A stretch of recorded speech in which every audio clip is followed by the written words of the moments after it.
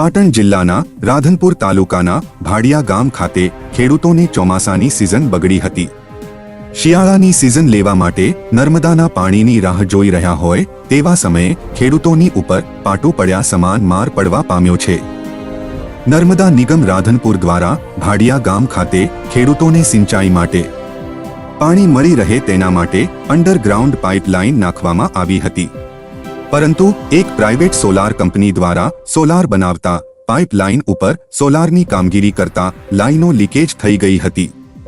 નર્મદા નિગમ રાધનપુર દ્વારા ખેડૂતોને શિયાળાની સિઝન માટે પાણી છોડવામાં આવતા પાઇપલાઇનો લીકેજ હોવાના કારણે મોટી સંખ્યામાં પાણી સોલારની અંદર અને ખેડૂતોના ખેતરોમાં ભરાઈ જતા ખેડૂતોની મુશ્કેલીમાં વધારો થયો હતો।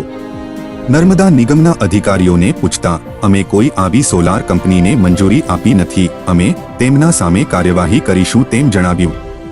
સોલાર કંપની દ્વારા નાખવામાં આવેલ સોલાર પ્લેટના ખાડા ગાળવાના કારણે પાઇપલાઇનમાં ભંગાણ થતા મોટા પાયે નર્મદા નિગમના પાણીનો વેડફાટ થઈ રહ્યો છે। નર્મદા નિગમના અધિકારીઓ પોતાનો લૂલો બચાવ કરી રહ્યા હોય તેવું લાગે છે। કેનાલની પાઇપનું પાણી અમારા ખેતરમાં ભરી ગયેલું છે અને છતાં જાણ 3 દિવસથી કરેલી છે, હજુ સુધી કોઈ કામકાજ લીધું નથી અને આજ રાત્રે પાછું આવીને ખેતર ભરી ગયેલું છે પાણીનું, જાણ છતાં કોઈ કામ કરેલ નથી। કઈ આ લાઈન છે, કઈ કેનાલની? ભાડિયા નર્મદા નિગમ।